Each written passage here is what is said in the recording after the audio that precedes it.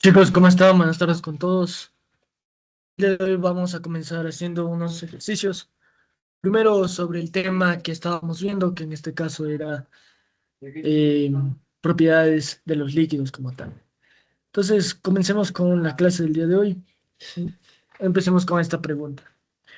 Dice, considerando el diagrama de fases del dióxido de carbono, seleccione la respuesta correcta. Si la presión ejercida sobre el CO2 es 20 atmósferas y la temperatura es de menos 56,4 grados centígrados, el estado del CO2 es líquido. Entonces, en este caso, ¿qué es lo que tenemos? Nos dice si la presión ejercida en el CO2 es de 20 atmósferas. Entonces, aquí tenemos el rango de atmósferas de presión y nos dice que la temperatura se encuentra literalmente aquí a menos 56,4. Entonces, lo que tenemos que hacer en este caso es subir. Ahora, hay que ver que esté todo bien en las mismas unidades. Esto está en grados centígrados, esto está en grados centígrados, muy bien. Atmósfera en presión, muy bien. Entonces, en este caso, yo me doy cuenta que a presiones mayor a 5,2, ya en este caso el CO2 se encuentra como en estado sólido. Entonces, aquí me dice el CO2 se encuentra como líquido.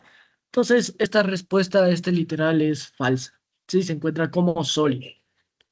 Luego vamos con el literal B. Dice, a condiciones normales, una muestra de CO2 se encuentra como gas. Hay que recordar que era este término de condición normal. Recuerden que la condición normal es cuando se encuentra, o la condición normal,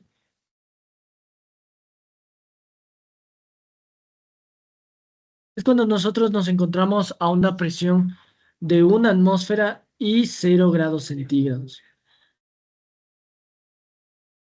Así es como nosotros nos encontramos a condiciones normales. Entonces, en este caso, tengo que buscar una atmósfera de presión. Y puedo ver que a temperaturas mayores a menos 78 grados centígrados ya me encuentro como gas. Entonces, en este caso, a condiciones normales, más o menos 0 grados centígrados estaría como por aquí. Así que me encuentro como gas.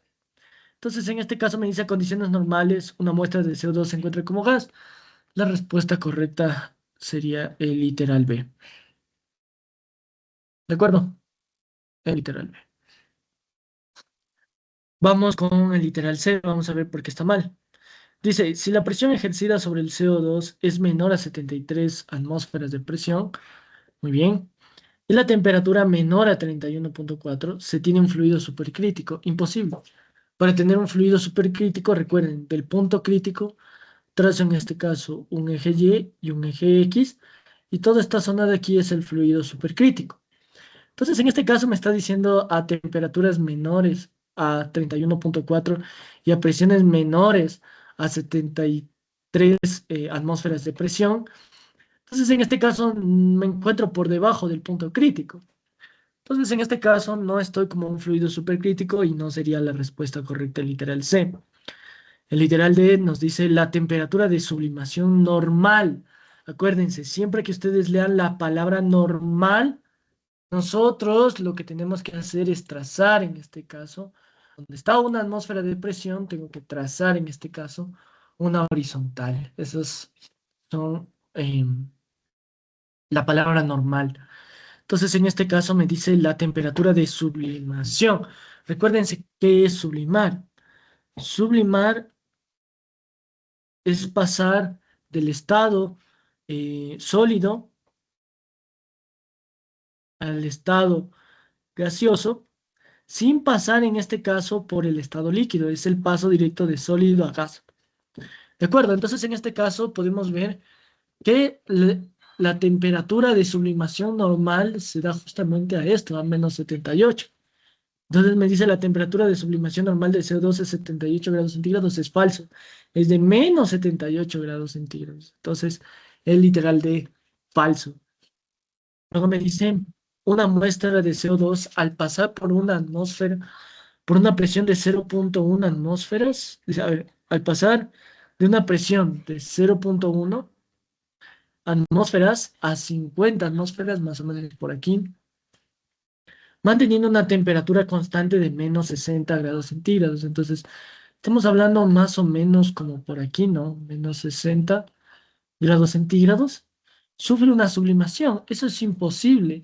Si nosotros más o menos subimos, porque ojo, me está diciendo que vamos a subir de 0,1 atmósferas a 50 atmósferas, entonces estoy pasando de gas a líquido, fíjense, de gas a líquido. ¿Cómo se llama ese proceso de pasar de gas a líquido cuando solamente cambio la presión? Recuerden lo que vimos ayer. Cuando yo subo del estado gaseoso al estado líquido, solo cambiado o afectado por la presión, en ese caso, ¿cómo se llamaba ese proceso? Ese proceso se llama justamente el proceso de licuar un gas. Estamos licuando el gas. Entonces, en este caso, efectivamente lo estoy licuando y no estoy sublimando, estoy licuando el gas. Estoy pasando del estado gaseoso al estado líquido. Entonces, el literal E es una respuesta incorrecta a este ejercicio. ¿De acuerdo? Vamos con el siguiente ejercicio. En este ejercicio, veamos qué es lo que nos da como datos. Entonces me dice, a ver, pongo este como pregunta número 1 y vamos a hacer la pregunta número 2. Dice, la presión de vapor, recuerden, ¿qué es la presión de vapor? En este caso, recuerden, es la presión que tiene que igualarse ¿para qué? Para sublim, en este caso, perdón, para evaporar un gas, ¿sí? O en este caso, si la presión de vapor es igual a la presión atmosférica, en cambio se comienza a ebullir un gas, ¿de acuerdo? A ebullir, cuando se iguala la presión de vapor. Entonces, en este caso, nos dan prácticamente este gráfico, nos dice que la presión de vapor de oxígeno es menos 200,8 grados centígrados a 0,01 atmósferas. Entonces, en este caso, no me da la gráfica. Yo tendría que construir la gráfica en este caso. Entonces, en este caso, ¿qué es lo que nos daría? Veamos qué nos dan como datos. Entonces, en este caso, recuerden, aquí viene justamente lo que yo les había dado en clase. Ustedes tienen que acordarse cómo son los diagramas, en este caso, de los compuestos, para compuestos puros, ¿sí? Cómo adquieren justamente, o cómo es la forma que tienen en este caso. Recuerden, en el eje Y siempre va a estar presente, ¿qué cosa? Va a estar presente la presión y en el eje de las X va a estar siempre la temperatura. Entonces, presión versus temperatura. Este sería entonces cómo vamos a ir construyendo. Entonces, fíjense lo que nos dice aquí el ejercicio. Nos dice, la presión de vapor del oxígeno, la presión de vapor. Recuerden, si la presión de vapor se iguala a la presión de trabajo, estoy ebulliendo un gas. Estoy ebulliendo, recuerden. La presión de vapor se daba un equilibrio líquido-gas. Líquido-gas, no se olvidarán de eso, eso es clave. Líquido-gas. No es sólido-gas, no es gas sólido, es líquido-gas, así se determina la presión de vapor. Y si la presión de vapor se iguala a la presión de trabajo, entonces quiere decir que estoy, ¿qué cosa? Realizando una ebullición. No se olviden de eso. Entonces, en este caso voy a empezar a construir. Fíjense que a 0,001 atmósferas de presión. Entonces vamos a colocar más o menos por aquí, ¿no? Y me dice a una temperatura de menos 208 grados centígrados. Fíjense en eso. Entonces voy a decir que aquí el punto es el primero y más o menos por aquí voy a colocar mi punto. Voy a decir entonces, fíjense que aquí nosotros construimos. Entonces, en este caso, recuerden, aquí voy a decir entonces que me encuentro a una presión de 0,01 atmósferas de presión. Esto va a decir que está en atmósferas y que esto está en grados centígrados. Me dice que se encuentra a menos 200,8 grados centígrados. Entonces, la pregunta aquí es, ¿qué es entonces este punto que me están dando? ¿Qué será ese punto? ¿Qué es ese punto? Entonces, recordemos que aquí nos habla de la presión de vapor. Entonces, recuerden que si la presión de vapor se iguala en este caso a la presión atmosférica con la que estás trabajando, entonces en este caso estamos hablando de una ebullición. Entonces recuerden en la curva que era lo que nosotros teníamos. Nosotros teníamos tres curvas. Había la curva que era de sólido a líquido. Aquí estaba el punto triple. Debajo de este se encontraba el sólido gas. Y si yo me muevo hacia el lado derecho, entonces aquí me encuentro líquido, gas. Entonces recuerden, la presión de vapor se da en un equilibrio líquido-gas, líquido-gas. Entonces, este punto que me pueden estar dando aquí sería un punto de qué cosa? De la curva que nosotros tenemos aquí. ¿De acuerdo? Me está dando en este caso una curva, ¿sí? Entonces me está dando en este caso esa curva, ¿ya? Entonces en este caso eso es lo que me está dando, ¿no? Me está dando un dato importante de cómo construir el gráfico. Entonces en este caso yo sé que este punto que me acaban de dar es un punto de qué? De la curva que nosotros tenemos aquí del equilibrio líquido-gas. Es un punto de líquido-gas. ¿De acuerdo? Este sería el punto que está en la curva. Entonces quiere decir que de aquí en adelante, desde este punto, yo tengo aquí una curva. ¿De acuerdo? Tengo una curva. ¿Hasta qué punto voy a llegar? Voy a llegar siempre hasta el punto crítico. Siempre voy a llegar hasta el punto crítico. Quiere decir que esta zona de aquí es la zona líquida. Y no se olviden que esta zona de acá abajo sería la zona del gas. Una vez que tenemos ya eso, y miren, de dato, todavía más me están dando de dato, me está diciendo, miren, que el punto crítico se encuentra a menos 119 grados centígrados. Quiere decir que si yo bajo a este punto, me está dando la temperatura del punto crítico, que en este caso es de menos 119, entonces digo menos 119 grados centígrados. Me dice que se encuentra a una presión de 50 atmósferas, entonces si yo me muevo hacia este otro lado, yo sé que aquí voy a estar a una presión de 50 atmósferas. ¿De acuerdo? Entonces, listo, ya tengo en este caso realizado parte de mi gráfico. Ya tengo parte realizado del gráfico. No se olviden, una vez que nosotros tenemos, en este caso, identificado al punto crítico, lo que siempre deben hacer, ¿no? Acostumbrarse ustedes, en este caso, a trazar otro eje que me permita hacer esa visualización. No se olvidarán de eso, eso es importante aquí. Entonces digo, a partir del punto crítico, otro eje hacia arriba, y voy a trazar en este caso otro eje hacia el lado, eh, en el eje de la X.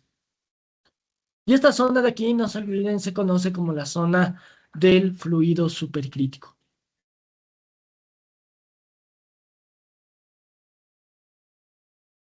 Entonces, fíjense que acabamos de obtener todos los datos, prácticamente tengo todos los datos. Tengo parte de la curva, yo no sé si la curva seguirá bajando, porque no tengo el punto triple, recuerden, la curva sigue bajando, bajando, bajando, bajando, ¿hasta qué punto? Hasta el punto triple. Si yo no conozco el punto triple, entonces la curva va a seguir bajando. Porque a mí es, por ejemplo, solo me están dando, por ejemplo, este punto. Como me pueden dar, por ejemplo, este punto de aquí. O me pueden dar este punto de aquí. Yo no sé. ¿Hasta qué punto va a seguir bajando la curva hasta llegar al punto triple? Pero en este caso, como ustedes pueden ver, no me da ningún punto triple. Solo me dice que tenemos un punto de la curva y tenemos en este caso el fluido supercrítico, nada más. Me dice responda con verdadero o falso las siguientes afirmaciones respectivamente. Entonces, en este caso, leamos qué es lo que dice. A menos 112 grados centígrados y 51 atmósferas de presión, el oxígeno se encuentra como gas. Entonces, fíjense, me dice entonces, recuerden, toda esta zona de aquí sería líquido, por debajo de toda esta zona sería gas. Entonces, ¿qué es lo que me dice?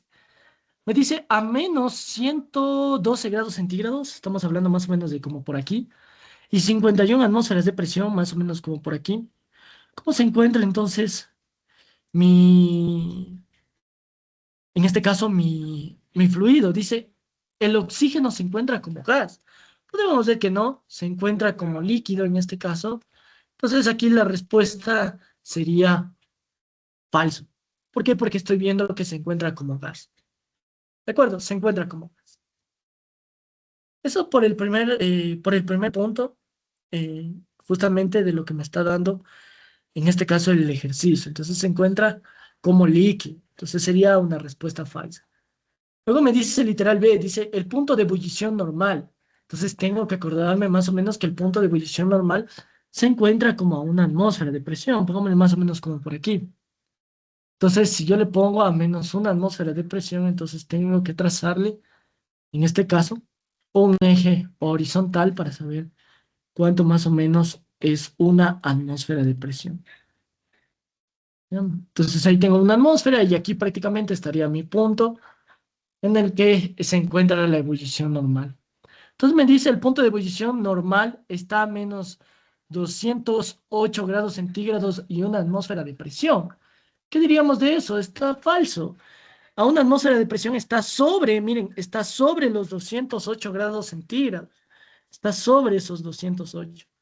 Entonces, en este caso, la respuesta aquí es falso. No se encuentra, en este caso, a menos 208 grados centígrados. Me dice, ¿es posible pasar el oxígeno líquido a estado gaseoso sin pasar por la coexistencia líquido-vapor? Es posible pasar de oxígeno líquido a estado gaseoso sin pasar por la coexistencia líquido-vapor. Esto es verdadero, sí puedo. ¿Cómo puedo yo? En este caso, si conozco, por ejemplo, el punto triple, recuerden que una gráfica de un compuesto puro siempre se compone ¿de qué? El punto triple quiere decir que se encuentra por debajo de esta temperatura, no sabemos hasta qué punto, no sabemos hasta qué punto, eso vale aclarar. Y de aquí en adelante una curva, fíjense, una curva que tenemos aquí y luego otra curva hacia este lado. Entonces, en este caso, recuerden, este es el estado sólido. Entonces, la pregunta me dice lo siguiente. ¿Es posible pasar de oxígeno líquido a estado gaseoso sin pasar por la coexistencia líquido-vapor? Verdadero, ¿qué tengo que hacer? Tengo que hacer un juego, en este caso, ¿un juego de qué? Un juego de presiones, con temperaturas. Por ejemplo, supongamos que yo me encuentro aquí en la temperatura líquida. Sí, estoy ahí como líquido. Entonces, ¿qué voy a hacer? Puedo decir lo siguiente, puedo disminuir la temperatura a una presión constante hasta llegar a este punto, que ya me encuentro como sólido, bajo, bajo, llego en este caso a la curva de saturación sólido-gas y de sólido-gas tranquilamente puedo pasar a gas con un juego nuevamente de temperatura. ¿Puedo hacerlo? Claro que sí, puedes hacerlo.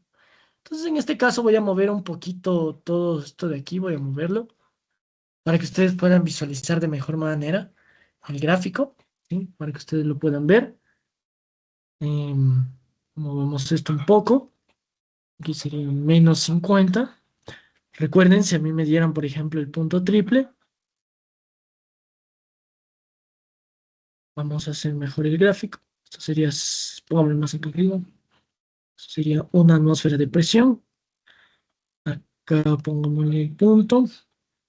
Esto sería 0,01 atmósferas.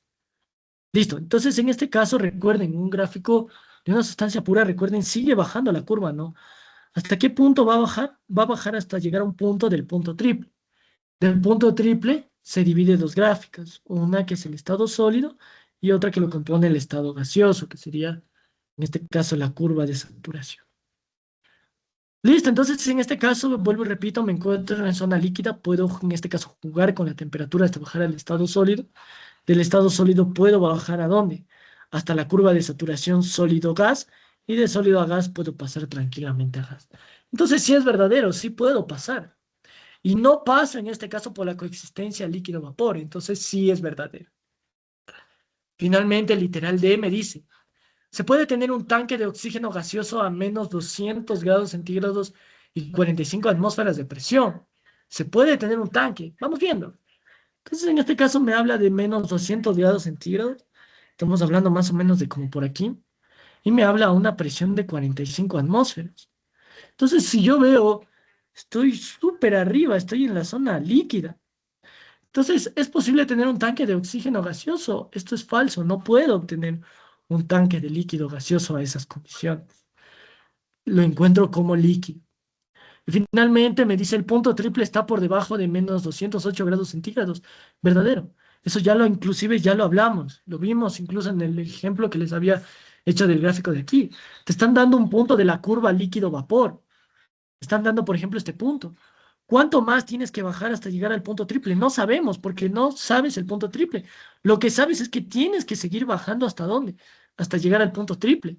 Del punto triple se abre una curva, que es la de sólido, y se abre otra curva, que es la de sólido gas. Entonces hay que tomar muy en cuenta eso. Y eso es todo en cuanto a este ejercicio. Como ustedes pueden ver, aquí nosotros construimos, en este caso, la gráfica. Ustedes construyen. Fíjense que solo me da datos y pudimos responder todas las preguntas. De este tipo van a ser justamente las preguntas que a ustedes les toman. De acuerdo, vamos haciendo entonces otros ejercicios, porque estos sí les toman bastante. Entonces, realicemos estos otros ejercicios. Entonces, nos dice lo siguiente. Seleccione la respuesta correcta en cada literal. Me dice, ¿cuál de los siguientes líquidos fluye más rápido a 28 grados centígrados? Entonces, me disculpa, chicos. Entonces, en este caso, ¿qué es lo que tenemos que acordarnos? Primero tenemos que ver qué es lo que me están dando, ¿no? Tengo que ver la función orgánica de ser necesario, cómo es en este caso. Fíjense, ¿qué tenemos aquí? CH3 o CH3. ¿A qué les asemeja eso, chicos? Acuérdense. Recuerden que había varias formas de expresar esto. Recuerden que una función o un compuesto orgánico, la fórmula química te la pueden expresar de acuerdo a la función orgánica o de acuerdo al nombre, que eso vimos en la clase de ayer, ¿se acuerdan? Entonces, en este caso tengo aquí un R o R. Fíjense, R o R. ¿Sí le ven? R o R. Entonces, en este caso, ¿cómo se llama esta función orgánica? En este caso se llama un éter. ¿De acuerdo? Tenemos aquí un éter. CH3Cl3, este es un compuesto clorado. Tenemos CH2, CH5OH, fíjense, OH no es HO, es diferente. Este es OH, esto quiere decir que esto es un alcohol. Y tenemos el agua. Me dice, ¿cuál de los siguientes fluidos fluye más rápido? Entonces, en este caso, tengo que determinar la polaridad de las moléculas. Yo sé en este caso que ya por el simple hecho de saber la función éter, yo ya sé que esta es una molécula de tipo polar. ¿De acuerdo? Vamos poniéndole mejor por... O bueno, aquí yo sé que esto es una molécula de tipo polar. Yo sé que esto es una molécula polar. ¿Por qué yo sé que es una molécula polar? Fíjense que si yo realizo la estructura de Lewis, me va a quedar carbono, hidrógeno, cloro, cloro, cloro. Esta sería la estructura de Lewis para este compuesto. Si yo saco la teoría de la repulsión, yo sé que esto me va a quedar de una forma tetraédrica. Entonces me va a quedar más o menos de esta manera. El gráfico tetraédrico, el esqueleto. ¿De acuerdo? Ese es el esqueleto. Yo puedo ver que la molécula es asimétrica y por lo tanto, en este caso, yo puedo concluir que esto es una molécula de tipo polar. ¿De acuerdo? Es una molécula polar. Entonces, por eso concluyo que es polar, aplicando la teoría de la repulsión del par de electrones de la capa de valencia. El alcohol. El alcohol es una función orgánica que ya deben saber ustedes hasta el revés del derecho. Sabemos que es polar. Y finalmente el agua sabemos que es polar. Listo. Me dice, ¿cuál de los siguientes fluidos fluye más rápido? ¿Qué quiere decir fluir? Recuerden, una propiedad de los líquidos. Para que un fluido pueda fluir más rápido, ¿qué teníamos que decir? Que si aumenta la fluidez, ¿qué tenía que pasar con la viscosidad? La viscosidad tenía que disminuir. La viscosidad disminuye. ¿Qué significa que la viscosidad disminuya? Que en este caso la tensión superficial disminuya. ¿Qué significa que la tensión superficial disminuya? Significa que las fuerzas intermoleculares disminuyen. ¿De acuerdo? Esas serían entonces las propiedades que vamos a tener nosotros, en este caso, para estos compuestos. ¿Ya? Entonces, eso sería lo que nosotros debemos tomar en cuenta. Aquí me habla de la fluidez. Entonces, si las fuerzas intermoleculares disminuyen, disminuyo la viscosidad, aumento la fluidez, en este caso del líquido, fluye más rápido. ¿De acuerdo? Con esta información, entonces, ¿qué es lo que podemos sacar? Necesito sacar las fuerzas intermoleculares, porque en base en eso yo puedo determinar entonces la viscosidad. Entonces, yo que sé del éter, yo sé que esta es una molécula de tipo polar. Como es una molécula de tipo polar, entonces las fuerzas presentes, ¿cuáles serían? Sería la fuerza de dipolo, sería la fuerza del hondo. Esas fuerzas tienen que ir de cajón, por el simple hecho de que son polares. Lo mismo para el caso del compuesto clorado, lo mismo para el alcohol y lo mismo para el agua. Pero sin embargo, ustedes tienen que acordarse de otras cosas, que el agua tiene dos puentes de hidrógeno. En este caso, este compuesto de alcohol tiene un puente de hidrógeno, tiene un puente de hidrógeno adicional, y listo, esos serían las fuerzas intermoleculares. Por lo tanto, si yo ordeno de mayor, o bueno, en este caso quiero de menor a mayor la viscosidad, perdón, las fuerzas intermoleculares, entonces, ¿qué diría? Fíjense que en el primero tengo dos fuerzas intermoleculares, tengo la dipolo y tengo la London. En la otra, ¿cuántos tengo? Tengo dipolo London. Entonces, otra vez entro en un dilema, porque yo ahora digo, ¿cuál de los dos entonces tiene la mayor intensidad de fuerzas intermoleculares? Fíjense que aquí tengo dos, y acá también tengo dos fuerzas intermoleculares. ¿Y ahora qué hago? Entonces ahí se tienen que ustedes acordar del peso molecular. ¿Qué es lo que tenemos aquí? Tenemos compuestos que ustedes son conocidos para ustedes. Entonces saco los pesos moleculares. Sería 12 más 3 más 16 más 12 más 3. El peso molecular de esto, 46 gramos por mol. ¿Cuánto es el peso molecular del otro? Vamos viendo. Sería 12 más 1 más 3 por 35,5. En este caso, el peso molecular de esto es de 119,5 gramos por mol. ¿Qué quiere decir eso? Que mayor intensidad, recuerden, si mayor es el peso molecular, mayores las intensidades de las fuerzas intermoleculares. Entonces, en este caso, el menor, que ha tenido menor intensidad de fuerza intermolecular, ha sido primero el éter, ha sido el éter, seguido de quién? Seguido del compuesto clorado, seguido en este caso de quién. En este caso, debido a que este tiene tres fuerzas intermoleculares, entonces seguido del alcohol.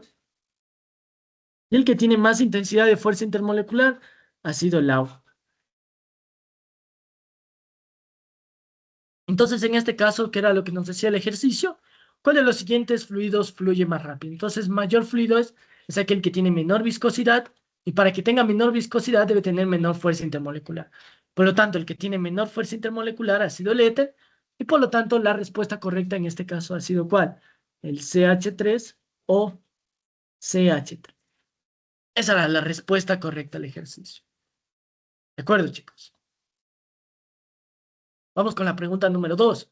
Si considera las propiedades de los líquidos, ¿qué enunciado es verdadero? Dice, la formación de gotas de aceite se puede dar gracias a su densidad. ¿Qué era la densidad?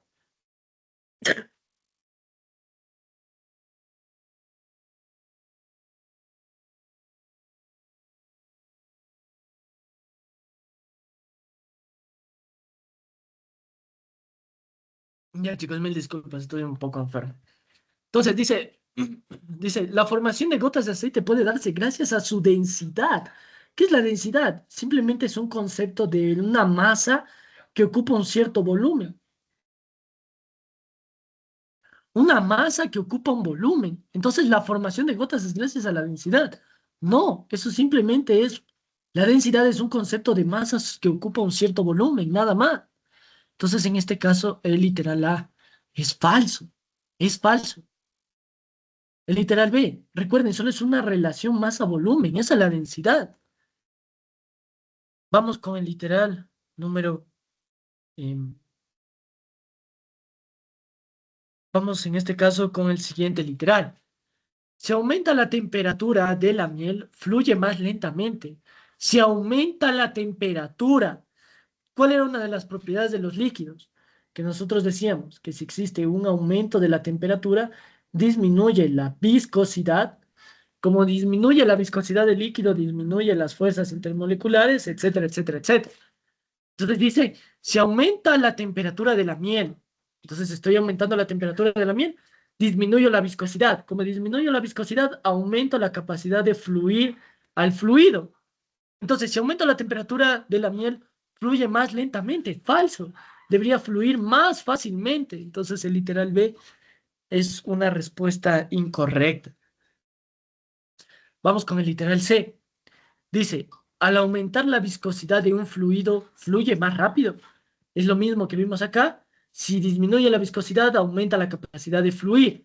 Por lo tanto, si aumento la viscosidad, ¿qué debe pasar? Debe fluir menos rápido. Entonces, literal C es incorrecto. Y finalmente, literal D. La forma esférica del rocío de mañana se debe a la tensión superficial. Verdadero. ¿Por qué se da eso? Recuerden que es una gota. Entonces, supongan que aquí tengo una superficie plana y aquí se forma la gota. ¿Cómo se forma la gota? Recuerden que la gota se forma gracias a los esfuerzos de la tensión superficial. Es una fuerza de tensión superficial. Acuérdense en este caso de una burbuja. ¿Por qué se forma la burbuja? La burbuja se forma gracias a la tensión superficial de un líquido. Gracias a la tensión superficial de un líquido. Entonces, en este caso, dado que disminuye o se forma esta gota, es gracias a la tensión superficial del líquido. Acuérdense, vuelvo y repito, acuérdense. Tensión superficial, hagan acuerdo de, por ejemplo, de una gota. Háganse acuerdo, por ejemplo, de una burbuja. La burbuja se forma gracias a la tensión superficial.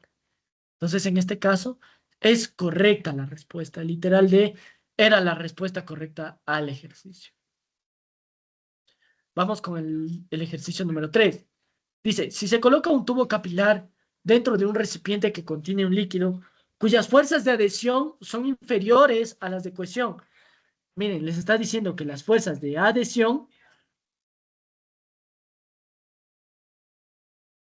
les está diciendo que son menores que las fuerzas de adhesión, perdón, que las fuerzas de cohesión. ¿Qué quiere decir eso? Que las fuerzas de cohesión son mayores que las fuerzas de adhesión. Entonces, ¿qué pasaba? Recuerden, ¿qué pasaba cuando nosotros teníamos esto? Recuerden el tubo capilar. Aquí tenemos nuestro tarro. ¿Y qué pasaba con el líquido? El líquido no subía por el capilar, no puede subir por el capilar. Cuando las fuerzas de adhesión son mayores que las fuerzas de cohesión, se producía, ¿qué cosa? Una depresión. No se olviden de eso. Se producía en este caso una depresión. Una depresión del líquido. Una depresión. ¿Cómo se formaba en este caso el menisco? Tenía un menisco de tipo, ¿qué cosa? Convexo.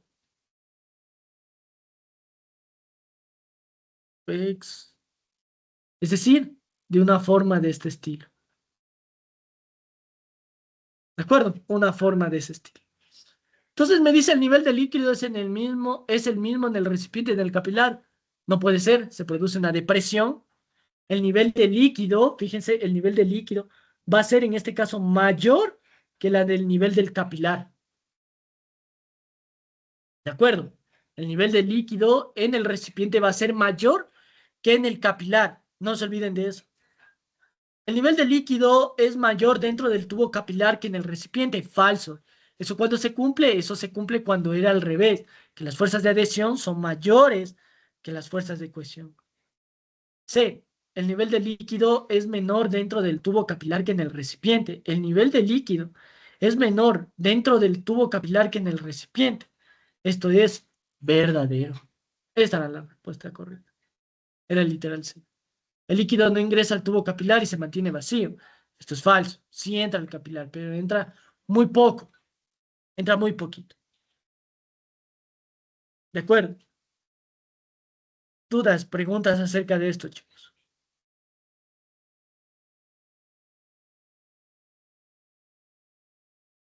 ¿Ya? Entonces, tomen en cuenta eso, chicos. ¿Sí? No era difícil este ejercicio, simplemente era de acordarse los conceptos que habíamos visto en clase.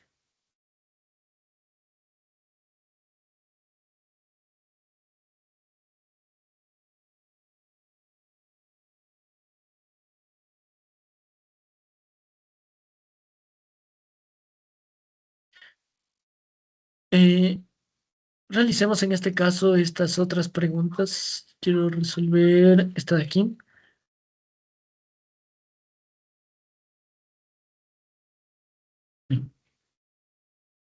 Entonces, en este caso me dice, considerando las estructuras espaciales, ¿bien? Eh, perdón, a ver, dice, considerando las estructuras espaciales completas del propano, nos dan ahí la fórmula del propano, y el ácido metanoico, nos dan el ácido metanoico. Escriba los tipos de fuerzas de atracción intermoleculares que ocurren en cada sustancia. ¿Se acuerdan lo que les había dicho yo? Que siempre que estemos formados solo de carbono, hidrógeno, carbono, hidrógeno, carbono, hidrógeno, y no exista otro elemento que modifique en este caso, la función orgánica o el compuesto orgánico en este caso, nosotros sabemos de cajón que esto es ¿qué? Esto es no polar. Como es no polar, nosotros ya sabemos cuáles son las fuerzas presentes, solamente la del hondo. No hay más. En cambio, en este otro caso, que sabemos? Tengo que en este caso es R, es un ácido, era R, carbono, doble enlace al oxígeno, o H. Este es el caso de ¿qué? De un ácido carboxílico. Entonces yo sé que esto es polar, yo sé que aquí las fuerzas son la del hondo, va a estar presente la fuerza de dipolo y va a estar presente un puente de hidrógeno. Dice, escriba los tipos de fuerzas de atracción intermoleculares que ocurren en cada sustancia. Entonces, en el propano, la respuesta correcta solamente era de la respuesta tipo London, nada más. En el ácido metanoico, las fuerzas intermoleculares presentes, ¿cuáles debían ser?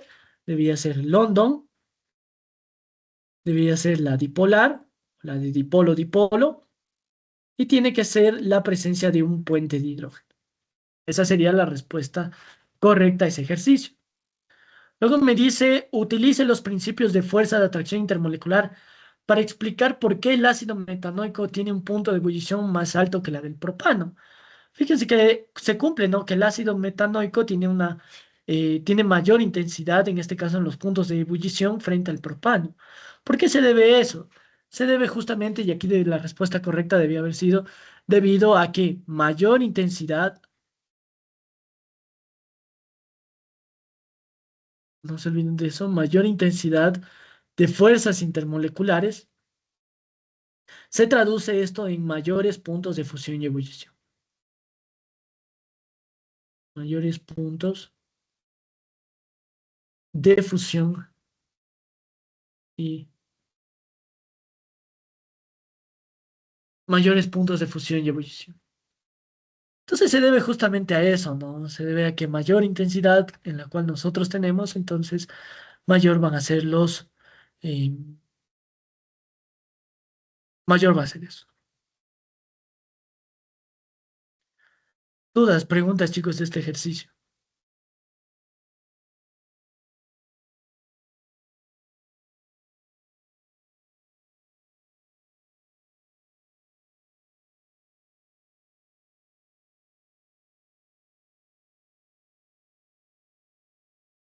Dudas, preguntas, chicos. ¿Ya? Entonces, este es el caso, esto quería comenzar la clase del día de hoy, resolviendo justamente este tipo de ejercicios, para que ustedes se den cuenta que no es difícil, es más memoria la que ustedes deben tener. eh, perdón, eh,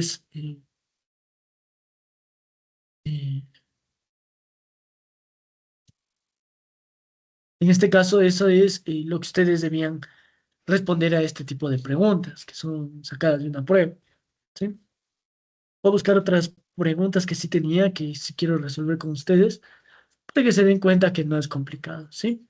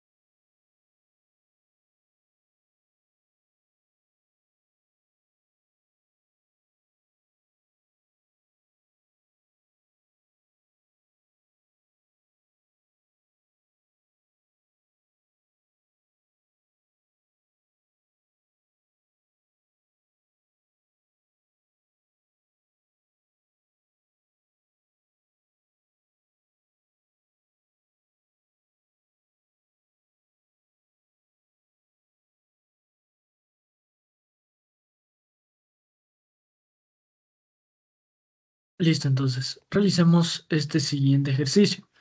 Dice, selecciona la respuesta correcta en cada literal. ¿Cuál de los siguientes líquidos es más viscoso a 18 grados centígrados? Es decir, estamos a una temperatura constante. Eh, lo que tenemos que hacer en este caso es sacar, ¿qué cosa? Las fuerzas intermoleculares. Recuerden, mayor intensidad de fuerzas intermoleculares, esto se traduce en una mayor viscosidad. Entonces es propiedades de los líquidos. Entonces en este caso esto es benceno. Yo sé que esto es una molécula de tipo no polar. Vimos el caso de de este compuesto clorado, ya lo vimos en el ejercicio arriba, porque es de tipo polar. El tetracloruro de carbono, sabemos que esto es una molécula de tipo no polar, al ser una molécula simétrica. Y en este caso tenemos un alcohol, que en este caso yo sé que esta es una molécula de tipo polar. Las fuerzas intermoleculares presentes, ¿cuáles serían? En este caso, la fuerza intermolecular en la primera solamente existe el hondo. En el segundo existe el hondo y existe adicionalmente un puente, perdón, y existe adicionalmente la fuerza dipolar. En el tercero solamente existe el hondo y en el último existe ¿qué cosa? Existe el hondo, existe la fuerza dipolar y en este caso existe un puente de hidrógeno. Por lo tanto, ¿qué habíamos dicho? Mayor intensidad de fuerzas intermoleculares, mayor viscosidad. Entonces, en este caso, fíjense, aquí hay solamente una fuerza, aquí hay dos, aquí hay una, y aquí hay tres en realidad. Por lo tanto, mayor fuerza intermolecular, mayor viscosidad. ¿Cuál era la respuesta correcta? Y aquí estaba bien. La respuesta correcta era el literal D. Vamos con la segunda pregunta. Dice, si se consideran las propiedades de los líquidos, ¿qué enunciado es verdadero? La formación de burbujas puede darse gracias a la viscosidad del fluido jabonoso. Fíjense, la formación de burbujas puede darse gracias a la viscosidad. No era gracias a la viscosidad, era gracias a quién? A la tensión superficial. Entonces, literal A, incorrecto. Dice, los líquidos tienden a tener forma plana, puesto que de esta manera tienen mayor área superficial y mayor estabilidad. Los líquidos tienden a tener una forma plana. ¿Esto qué es? Esto es falso. Los líquidos no tienen forma definida, no tienen una forma definida, a menos que ocupen un lugar fijo, ¿de acuerdo? A menos que ocupen un lugar fijo. De ahí los líquidos no tienen una forma definida, igual los gases. Los únicos que tienen forma definida son ¿quiénes? Los sólidos. Dice, al disminuir la temperatura de un fluido, fluye más lento porque disminuye su viscosidad. Dice, al disminuir la temperatura, ¿qué habíamos dicho? Si yo disminuyo la temperatura, aumento ¿qué cosa? Aumento en este caso la capacidad de fluir el fluido. ¿Por qué? Porque disminuyo su viscosidad. Entonces, en este caso, ¿qué es lo que nos dice? Nos dice, si disminuimos la temperatura, uy, aquí me equivoqué, ¿no? Y si disminuyo, aumento la viscosidad, ¿no? Si disminuyo la temperatura, eh, aumento la viscosidad. ¿Por qué? Porque la viscosidad es inversamente proporcional a la temperatura, no se olviden de eso. Entonces, si disminuye la temperatura, aumenta la viscosidad. Como aumenta la viscosidad, disminuye la capacidad de fluir un fluido. Eso es todo. Entonces, en este caso, al disminuir la temperatura de un fluido, fluye más lento. Hasta aquí está verdad, porque disminuye su viscosidad. Y aquí está lo incorrecto. Entonces, literal C, incorrecto. Y el literal D dice, al disminuir la temperatura de un jugo, fluye más lento porque aumenta su viscosidad. Al disminuir la temperatura, fluye más lento porque aumenta su viscosidad. Esta era la respuesta correcta. Y aquí estaba justamente la explicación. Entonces, literal D es la respuesta correcta. Vamos con el caso número 3. Dice, si se coloca un tubo capilar dentro de un recipiente que contiene un líquido cuyas fuerzas de adhesión son superiores a las de cohesión. Fíjense, este es diferente al ejercicio que vimos arriba. Aquí me dice que las fuerzas de adhesión son mayores que las fuerzas de cohesión. Quiere decir que moja bastante. Entonces, en este caso, tenemos nuestro tubo. Aquí pongo el capilar. Y en este caso, ¿qué es lo que va a suceder? Va a suceder que el fluido sube, tiende a subir por el capilar. ¿Por qué? Porque las fuerzas de adhesión son mucho mayores que las fuerzas de cohesión. Entonces sube por el capilar. Entonces aquí recuerden cómo se formaba. Aquí en cambio sube el líquido. Se forma en este caso un menisco cóncavo de este estilo. Entonces dice, el menisco formado dentro del tubo capilar es plano, eso es imposible. El menisco formado dentro del tubo capilar es convexo, eso es cuando es fuerzas de cohesión mayor que las de adhesión. El menisco formado dentro del tubo capilar es cóncavo y la respuesta correcta era el literal número C. ¿De acuerdo? Esa sería la respuesta correcta al ejercicio. ¿Sí? Entonces, simplemente tenía que acordarme de las propiedades de los líquidos. En este caso, recordarme eh, las fuerzas de cohesión y las de adhesión. Entonces, se forma un menisco tipo cóncavo. Entonces, respuesta correcta era literal C. En este caso, esta era la respuesta correcta. Luego dice, el líquido no ingresa al tubo capilar y no se forma ningún menisco. Esto es falso. Sí va a ingresar y sí va a formar un menisco. Entonces, la respuesta correcta al ejercicio era el literal número C. Entonces, chicos, no sé si tienen dudas, preguntas acerca de esto. Entonces, como pueden ver, chicos, no es difícil, no es complicado en este caso. eh, este tipo de preguntas relacionados a esto.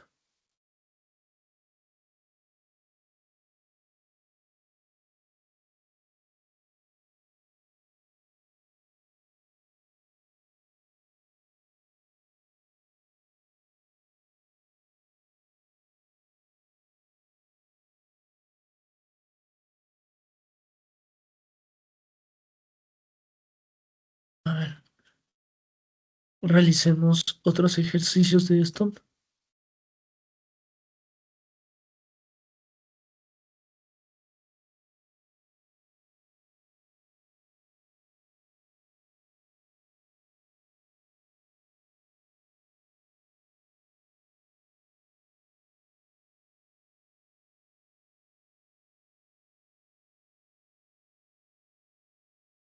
Busquemos otro ejercicio. Déjenme buscar otro ejercicio, chicos.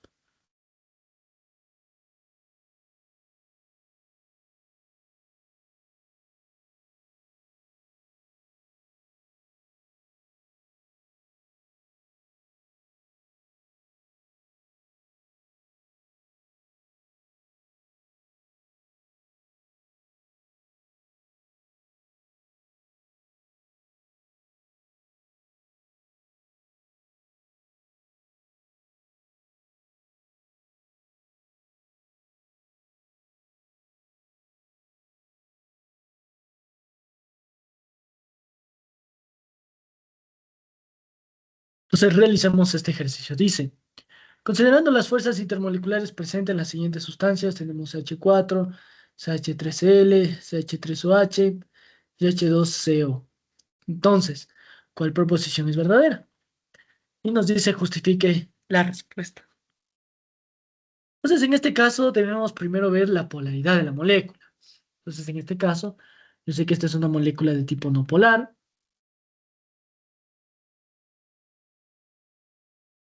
En este otro caso, yo sé que la molécula es de tipo polar. En este caso, yo sé que esta es una molécula de tipo polar. Y finalmente, en este último caso, también yo sé que es una molécula de tipo polar. Listo, entonces, al ser no polar, yo sé que la única fuerza presente aquí es London. Yo sé que en este caso las fuerzas presentes van a ser London. Debe ser la fuerza dipolar o dipolo-dipolo, da lo mismo. En el otro caso también voy a tener lo mismo por el simple hecho de que esto es polar. Y en el último caso también polar. Pero vale destacar que en este último caso tengo un puente de hidrógeno. En este caso de aquí, en el alcohol. Me dice entonces cuál proposición es verdadera. Entonces vamos viendo. El compuesto polar es un compuesto polar, el CH3L, verdadero. Entonces respuesta correcta es el literal A. Literal A sí es verdadero. El compuesto CH3OH presenta fuerza de London, sí. Dipolo dipolo e ion dipolo, falso. Falso. Presenta un puente de hidrógeno. Recuerden, para que la fuerza ion dipolo esté presente necesita existir un ion. Necesita existir un ion. ¿Se acuerdan lo que les dije? Cloruro de sodio en agua. Está presente en este caso el ion sodio, el ion cloro, que interactúa con la molécula de agua. Entonces, en este caso, no existe ion dipolo. Entonces, literal B no es verdadero, sería falso. Literal C, el compuesto H2CO presenta puente de hidrógeno. Falso, no presenta puentes de hidrógeno. Recuerden, si yo quiero realizar la molécula, en este caso, fíjense cómo me da la molécula. Me da carbono.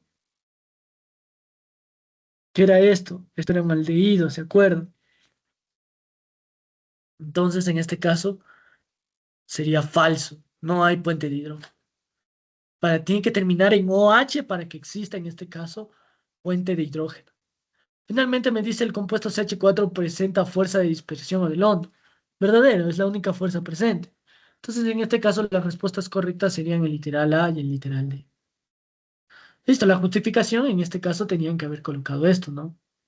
Esto debían haber colocado. El CH3 es una molécula de tipo polar y las únicas fuerzas presentes son dipolo y London. En el CH3OH, polar, dipolo, London y un puente de hidrógeno. ¿Sí? Entonces, estas son las justificaciones, chicos. Entonces, tomar en cuenta eso. ¿Sí? Entonces, tomen en cuenta ese tipo de cosas, chicos, por favor. Vamos haciendo el siguiente ejercicio. Veamos qué es lo que nos dice, en cambio, este otro ejercicio. Dice, los puntos de ebullición normal, ¿ya?, de las sustancias moleculares. ¿Qué quiere decir moleculares? Que son diatómicas. En este caso nos dice el flúor, nos habla de flúor 2, nos habla de cloro 2, nos habla de bromo 2 y nos habla de yodo 2. Todos son elementos de la familia 7A, ¿no? Y todavía me los da en orden. Así que los elementos de la familia 7A son en este caso flúor, cloro, bromo y yodo. Van en ese orden. Flúor, cloro, bromo, yodo, astato. En este caso yo sé qué cosa, que a medida que aumento o bajo, en este caso por las familias, ¿qué aumenta? Aumenta los pesos moleculares. Aumentan los pesos moleculares. Si no me creen, vayan a ver una tabla y ustedes mismos se van a dar cuenta que sí, sí se cumple. Aumenta el Z y también aumenta los pesos moleculares de cada uno de los compuestos. ¿De acuerdo? Van a ir aumentando.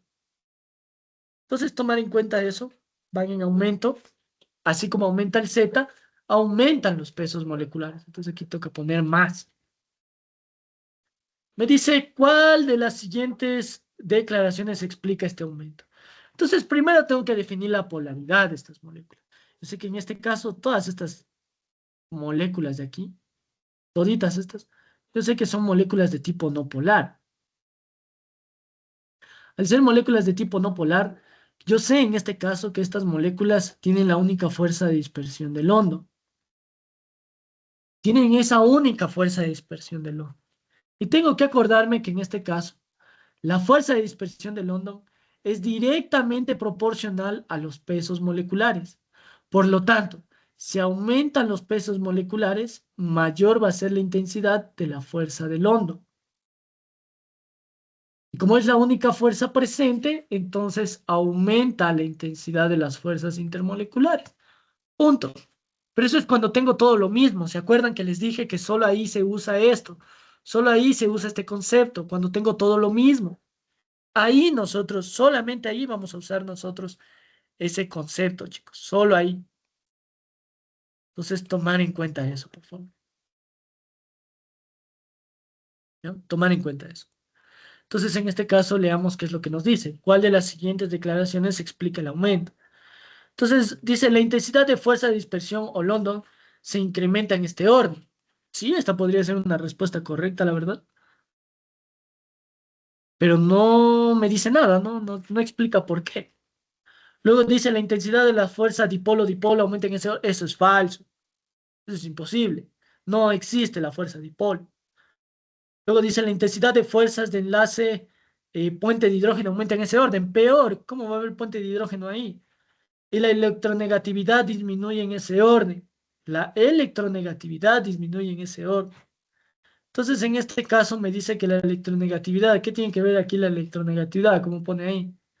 Entonces, en este caso, lo que a mí me interesa, recuerden, los puntos de fusión y ebullición aumentan a medida que aumentan las fuerzas intermoleculares. Ahora, la electronegatividad, ¿en qué lo relaciono? Solo lo relaciono para la polaridad de la molécula.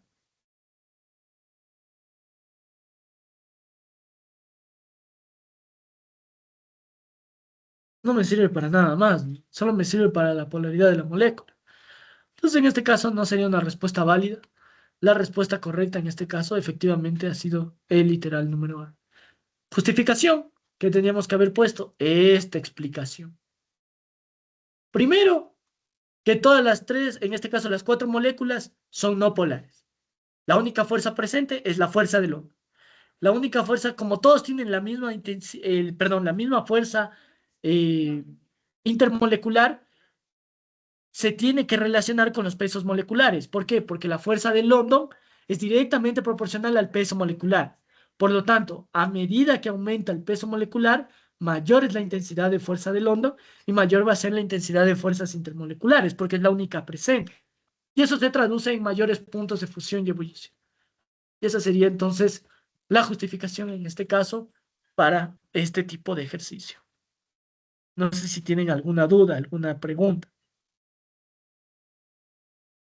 Duda, pregunta, chicos. Entonces, como pueden ver, no es difícil, chicos, este tema.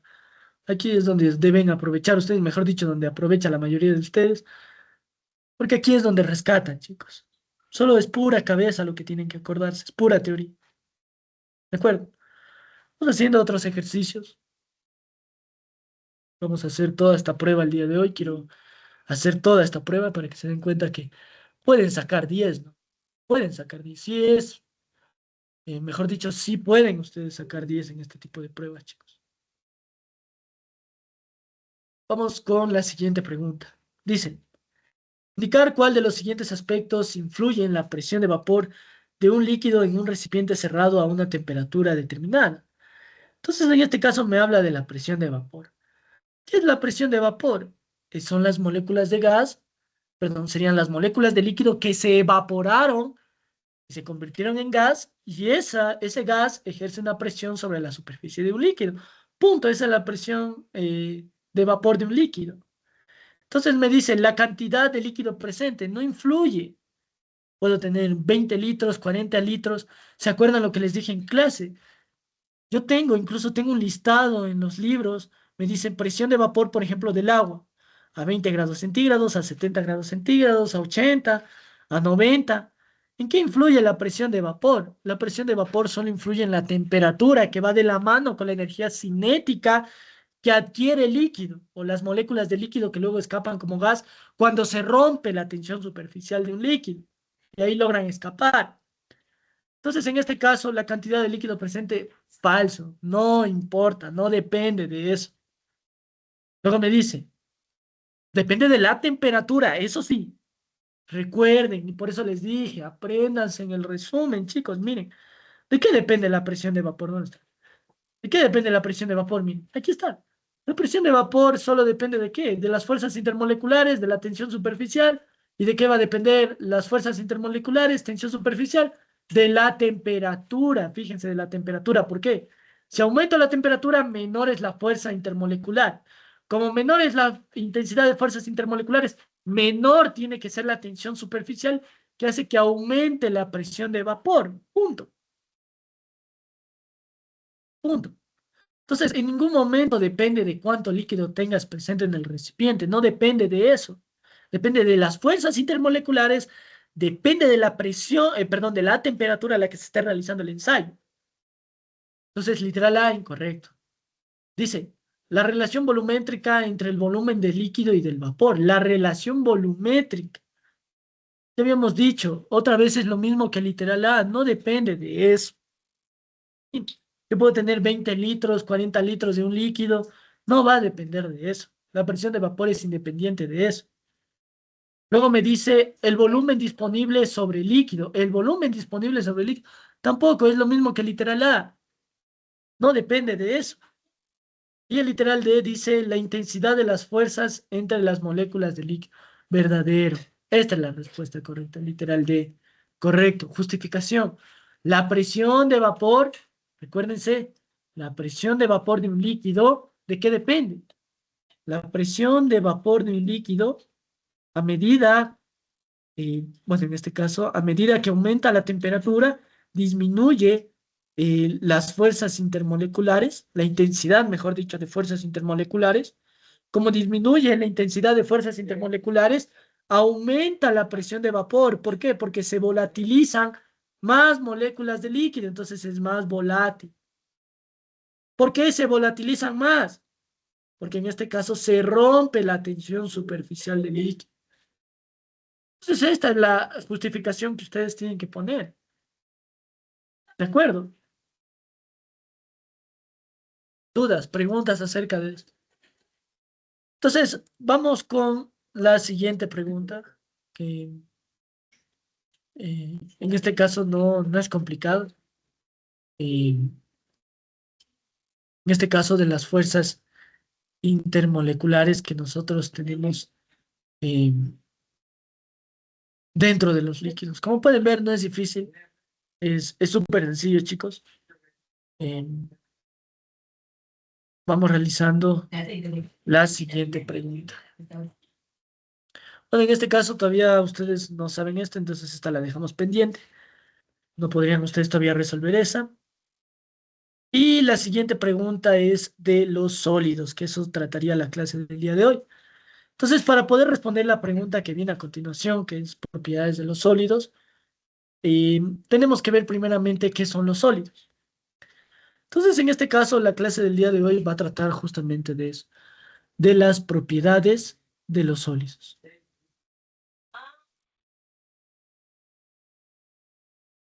Entonces, hay que recordarnos qué son los sólidos. Estos sí tienen forma definida.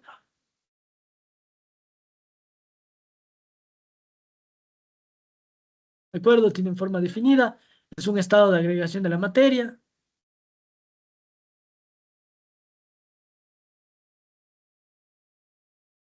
¿De acuerdo? Es un estado de agregación de la materia como tal.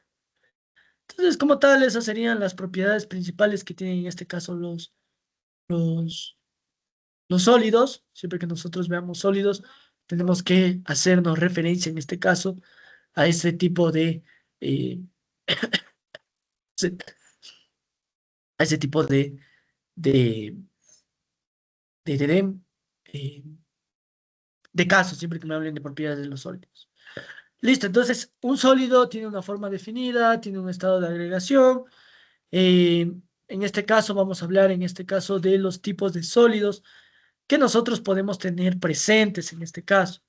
¿De acuerdo? Los tipos de sólidos. Entonces, en este caso, los sólidos que nosotros podemos tener pueden ser de dos tipos. Un primero que se conoce como los sólidos de tipo cristalinos y tenemos un segundo grupo que se conocen como los sólidos amorfos.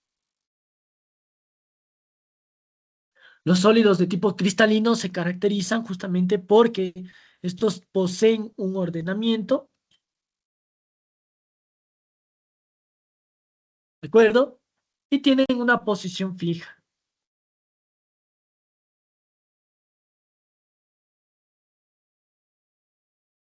¿de acuerdo? En cambio, los amorfos, en cambio, es todo lo contrario a los cristalinos. En este caso, no tienen una forma ordenada, es decir, son desordenados y no tienen una posición fija, carecen de un orden,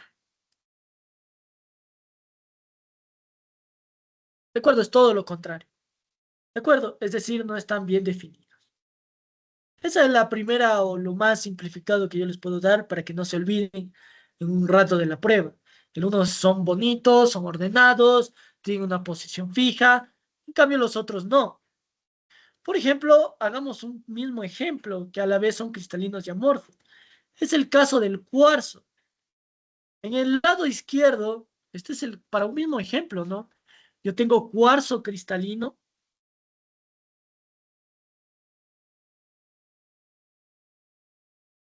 y en el otro lado tengo cuarzo amorfo. Para que se dé esta cristalidad que tienen estos sólidos se los conoce como sólidos cristalinos ideales. ¿Por qué son ideales? En la vida real, chicos, y la gente que siga materiales se va a dar cuenta que en la vida no va a existir un sólido cristalino perfecto. Siempre tienen algo de amorfosidad, como se dice.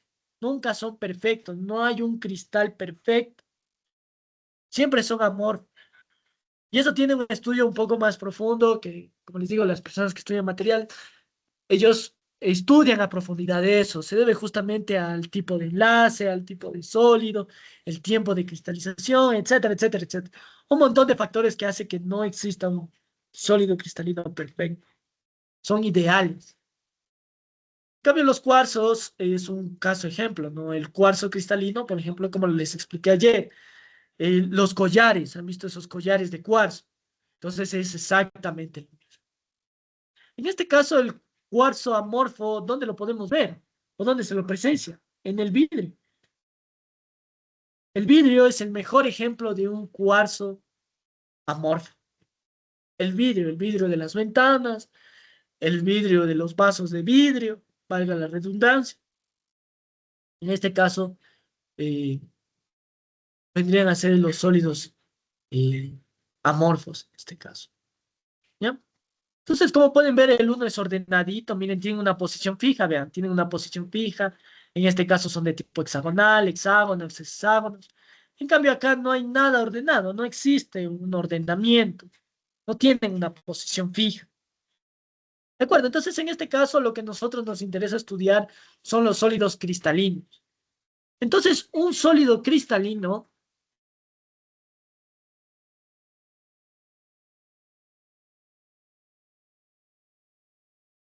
entonces, un sólido cristalino se caracteriza ¿por qué? Porque posee en su estructura algo que se conoce como una celda unitaria. Esta celda unitaria se la conoce o se la representa como una unidad estructural básica.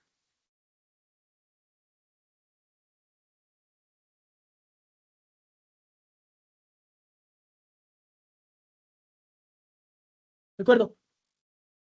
Y esta unidad estructural básica se caracteriza porque es repetitiva.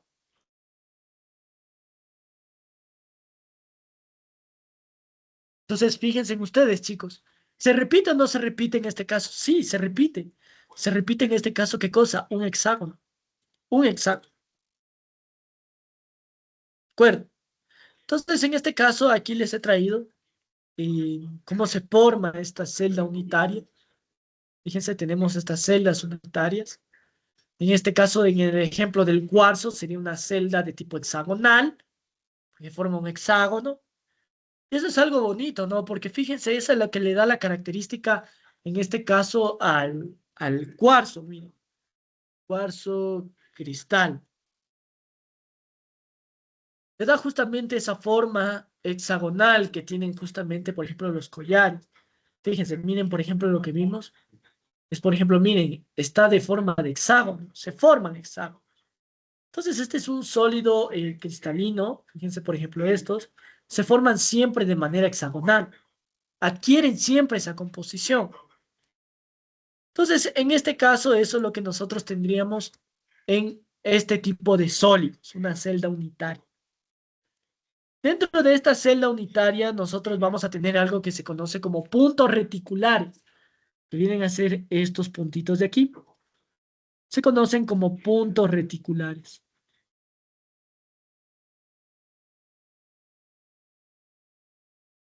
Estos puntos reticulares siempre van a estar presentes en la celda. ¿Y quiénes pueden formar puntos reticulares? Los puntos reticulares puede ser una molécula, puede ser un ión y puede ser incluso un átomo.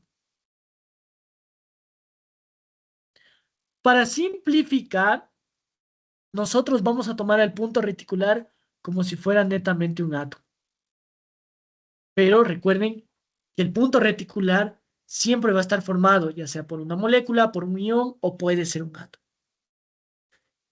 La unión en este caso de varias celdas unitarias, me da como resultado una red cristalina. Esta red cristalina forma justamente la celda unitaria. ¿Sí ven? Es la misma celda. Fíjense, yo en este caso tengo una celda de tipo romboica que cuando formo la red cristalina forma en este caso uno más grande, que es una misma celda unitaria de tipo romboica. ¿Sí ven? Es la misma. Entonces aquí tenemos diferentes tipos de celda, fíjense. Tenemos celda cúbica, tetragonal, ortorrómbica, romboédrica, monocíclica, tricíclica, hexagonal. Son los tipos de celdas más comunes que ustedes van a encontrar en los tipos de sólidos. Luego, en este caso, lo que nos interesa estudiar sería justamente el tipo de celda cúbica, que es lo que nosotros nos vamos a enfocar. Pero antes de eso hay que hablar primero de un termo. En este caso vamos a hablar primero del número de coordinación.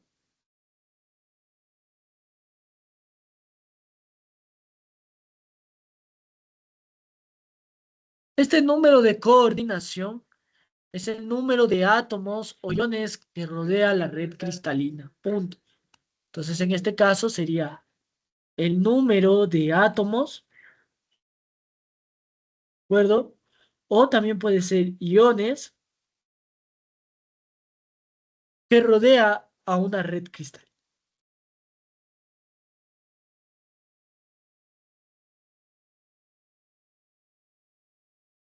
Que rodea a la red cristalina.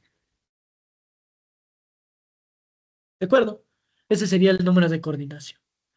Luego nosotros vamos a tener en este caso una distribución repetitiva, ¿sí? Que se va a ir repitiendo a lo largo del sólido. Para este caso, a lo que nosotros nos interesa estudiar, o la única celda que vamos a estudiar en este curso, va a ser la celda unitaria cúbica.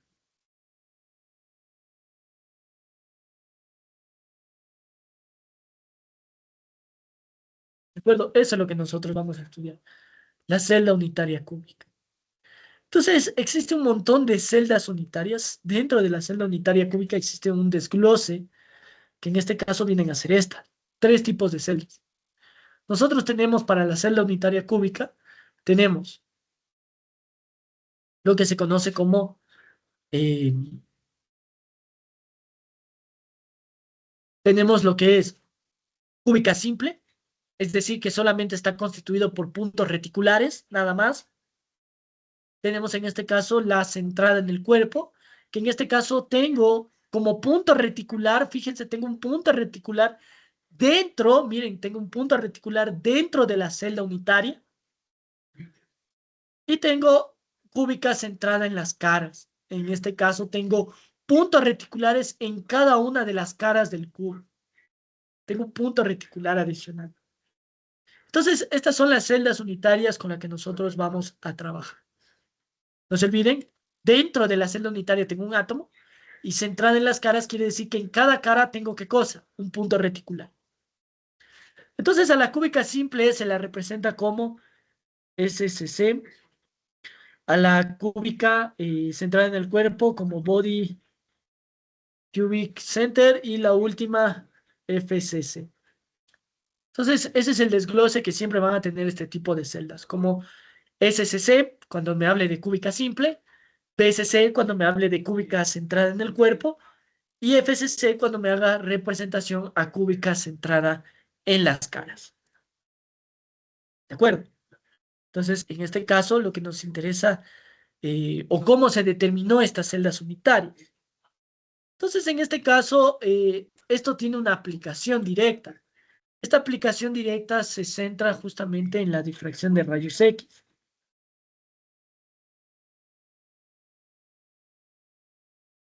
La difracción de rayos X, en este caso, me permite ver el tipo de celda presente en el Sol.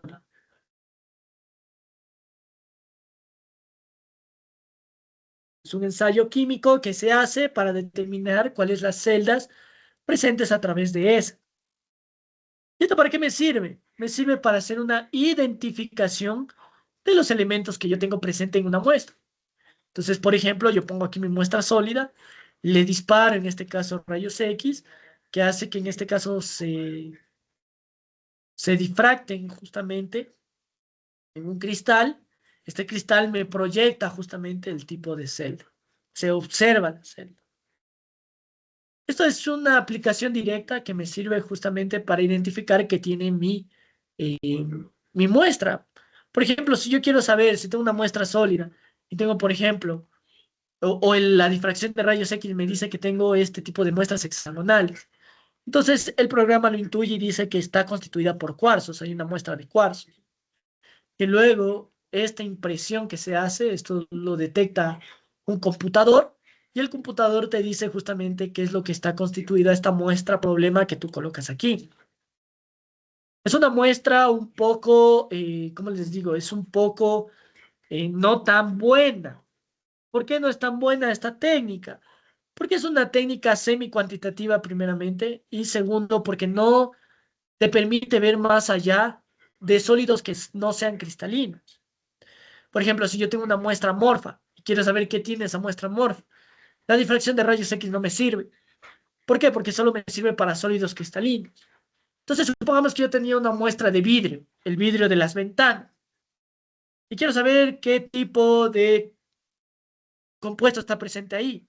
La difracción de rayos X no me sirve, porque no lee en este caso el sólido cristalino presente, no lee el cristal que se forma, no mide la celda cúbica presente. Entonces, es un método un poco no tan, bueno, sí es usado, pero es un poco limitante por ese simple hecho. Ahora, lo que me interesa a mí que ustedes sepan dentro de esta clase son los tipos de sólidos presentes. Entonces, yo voy a tener diferentes tipos de sólidos.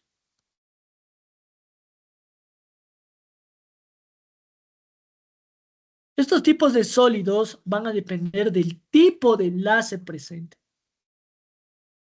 en el sólido. Entonces, en este caso, para no estar escribiendo tanto, les he traído aquí un pequeño resumen justamente de qué es cada sólido.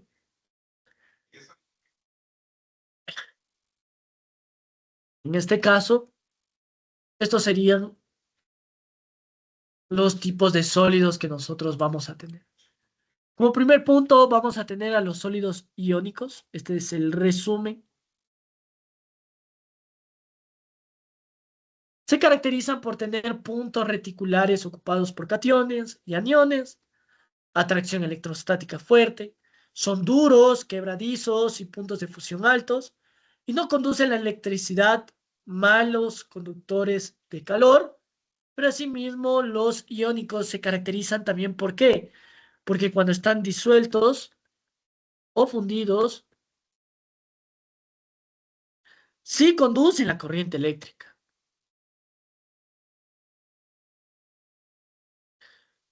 Eh, eléctrica.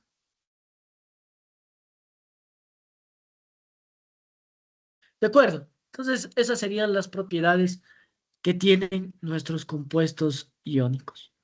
Que en este caso ustedes tienen que aprenderse todas estas propiedades. Como segundo punto, nosotros vamos a tener en este caso cuando el enlace es de tipo covalente. Cuando es de tipo covalente, nosotros vamos a tener puntos reticulares ocupados por átomos, valga la redundancia, están formados por enlaces covalentes, son duros, puntos de fusión altos y malos conductores de calor y electricidad. Luego tenemos otra siguiente clasificación, que en este caso es el compuesto de tipo molecular. El compuesto molecular se caracteriza por tener puntos reticulares ocupados por moléculas, se caracterizan por existencia de fuerzas intermoleculares, en este caso suelen ser suaves, puntos de fusión bajos, y no conducen la electricidad y son malos conductores de calor. Finalmente, uno nuevo que va a ser para ustedes va a ser en este caso el enlace metálico. El enlace metálico se caracteriza primero porque los puntos están ocupados por átomos metálicos. se forma este enlace metálico, que ya vamos a hablar que es el enlace metálico. Son maleables, blandos, duros, puntos de fusión altos y bajos, buenos conductores de la electricidad y calor. Y finalmente hablemos de qué es el enlace metálico. Como su nombre mismo lo dice aquí, están formados por átomos de metales, que en este caso a esto se le conoce como una nube electrónica. Es una nube electrónica presente aquí, chicos. Fíjense, esta imagen de aquí representa el enlace metálico. Está constituido en este caso por metales y alrededor de estos metales se encuentran electrones, que es una nube electrónica en la cual los electrones se van moviendo a través de esta nube electrónica y a través de qué cosa, y a través de cada uno de los átomos del metal. Ese es el nuevo enlace que ustedes van a ver. Es el famoso enlace metálico. Se forma en este caso por átomos de metal. De la misma manera, aquí les he traído otro resumen de una tabla. También es para complementar. Entonces, el iónico se da por atracción electrostática. Sus propiedades son duros, quebradizos, puntos de fusión altos, malos conductores de calor y electricidad, y algunos ejemplos, que por lo general son sales. El covalente está formado por el enlace covalente. Se caracteriza por ser duros, puntos de fusión alto, malos conductores de calor y de la electricidad. Por ejemplo, el diamante, el cuarzo, son ejemplos de eso. El molecular se caracteriza por tener fuerzas de dispersión, fuerzas dipolo-dipolo, puentes de hidrógeno, es decir, de manera general, fuerzas intermoleculares. Suelen ser suaves, puntos de fusión bajo, malos conductores de electricidad. Por ejemplo, en este caso, el argón, el CO2, tenemos el yodo, el agua, tenemos en este caso estos compuestos orgánicos, ¿sí? Eh, y el enlace metálico formado por enlace metálico suelen ser suaves a duros, puntos de fusión bajos a altos, buenos conductores de calor y electricidad, y en este caso todos los elementos metálicos. ¿De acuerdo? Entonces hay que tomar en cuenta eso, ¿sí? Y miren, hay que leer también esto. Aquí está esta especie de asterisco. En la tabla me dice, en esta categoría se incluyen todos los cristales compuestos por átomos individuales. Átomos individuales, por ejemplo, el argón es un átomo individual. El neón es un átomo individual. ¿De acuerdo? Entonces aquí se incluyen esos elementos. El metálico, vuelvo y repito, valga la redundancia, formado por átomos de metal. ¿Sí? Entonces, estos son algunos ejemplos que nosotros vamos a tener en este tipo de ejercicios. Ahora bien, lo que nos interesa a nosotros estudiar dentro de esto, y como ya les mencioné acá arriba, nos interesa estudiar esta celda unitaria cúbica. Esta celda unitaria cúbica, lo que me interesa es encontrar el número de átomos presentes en la celda. Entonces, para ello, tenemos que estudiar justamente los diferentes tipos de celdas cúbicas. Entonces, dentro de esta celda cúbica, recuerden, esta es la simple, esta es la centrada en el cuerpo y centrada en las cajas. Hay que recordar que si yo a esto lo parto, en realidad por cada cuadrado, por cada celda, ¿qué es lo que voy a tener? Recuerden que a este círculo lo estoy dividiendo en una parte, en dos partes. Es decir, dentro del cubo únicamente que me queda. Tienen que acordarse que en cada punto reticular existe un octavo de átomo o de molécula, ¿de acuerdo? O de ion. Siempre es un octavo.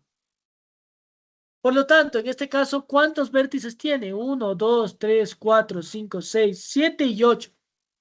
Tengo 8 vértices. Como tengo 8 vértices, entonces quiere decir que en este caso, siempre que te hablen de una celda cúbica simple, tú tienes que acordarte que esta celda siempre se caracteriza por tener la presencia de un átomo en total, dentro de toda la celda. Y en cada punto reticular tienes un octavo de átomo. En las cúbicas centradas en el cuerpo es la misma historia. En cada vértice tienes o en cada punto reticular vas a tener en este caso un octavo de átomo. Como tienes 8 vértices, lo multiplicas por 8. Entonces 8 sobre 8 te queda 1. Entonces en los vértices, entonces en la body cubic, ¿qué es lo que vas a tener? Vas a tener un átomo total entre los vértices y adicionalmente, ¿qué es lo que vas a tener? Adicionalmente vas a tener todo un átomo dentro de la celda. Entonces tienes un átomo adentro de la celda. Por lo tanto, la suma que te va a dar, te va a dar 2 átomos por celda. Entonces, la cúbica centrada en el cuerpo, por cada celda tú vas a tener 2 átomos, por cada celda. Y finalmente, en el último, ¿qué es lo que vas a tener? En este caso, la misma historia. Tienes un octavo por cada vértice, pero ahora recuerda que está centrada en la cara, es decir, solo le cortas a la mitad del átomo. Entonces tienes un medio de átomo.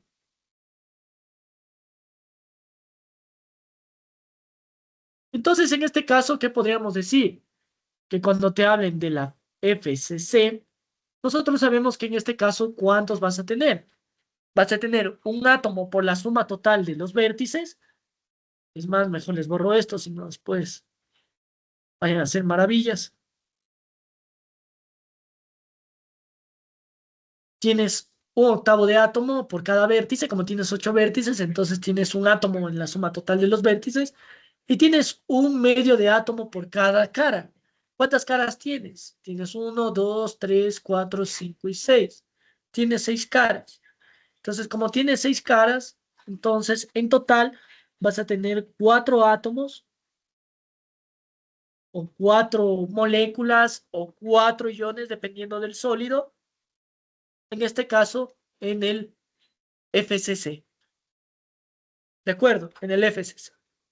Entonces, por celda unitaria, vas a tener 4 cuando te hablen de una FCC. Cuando te hablen de una body o de una BCC, tienes 2. Cuando te hablen de una SCC, tienes 1. Asimismo, en este caso hay algunas formulitas adicionales que, bueno, no he visto últimamente que tomen eso, pero sin embargo, sí es bueno revisar. Son las fórmulas que componen cada uno de los o de las celdas cúbicas que nosotros vamos a tener. En la SCC, el A, que viene a ser en este caso la arista, es igual a 2 veces el radio del átomo, de la molécula o del ion. ¿De acuerdo? Para la centrada en el cuerpo se cumplen estas fórmulas y para la centrada en las caras se cumplen estas otras fórmulas. Entonces no se olviden de algunas cosas importantes de un cubo, un poco de, en este caso, de geometría. Un cubo se caracteriza por tener caras, se caracteriza por tener vértice y se caracteriza por tener una arista. Entonces, A es la arista, R es el radio del átomo del elemento que estemos analizando y B en este caso sería de vértice a vértice. ¿De acuerdo? C en este caso es una diagonal que va de vértice a vértice opuesto, ¿sí? Entonces, estas formulitas sí también son buenos que se aprendan, que lo tengan en cuenta, porque dependiendo de eso ustedes van a, o puede salir algún ejercicio, no sabemos. Entonces, podemos hacer en este caso algunos ejercicios relacionados a, en este caso, a estos tipos de, de ejercicios aplicando este tipo de conceptos. Entonces, tenemos el siguiente ejercicio. Dice, el oro cristaliza en una estructura cúbica compacta, un cubo centrado en las caras. Entonces ya sabemos que es una BCC. Y tiene una densidad de 19,3 gramos centímetros cúbicos. Calcula el radio atómico del oro en picómetros. Entonces en este caso nos dan una densidad. Nosotros sabemos que la densidad siempre es una masa que ocupa un volumen. Una masa que ocupa un volumen. En este caso, el volumen, ¿qué viene a ser? El volumen es de la celda unitaria.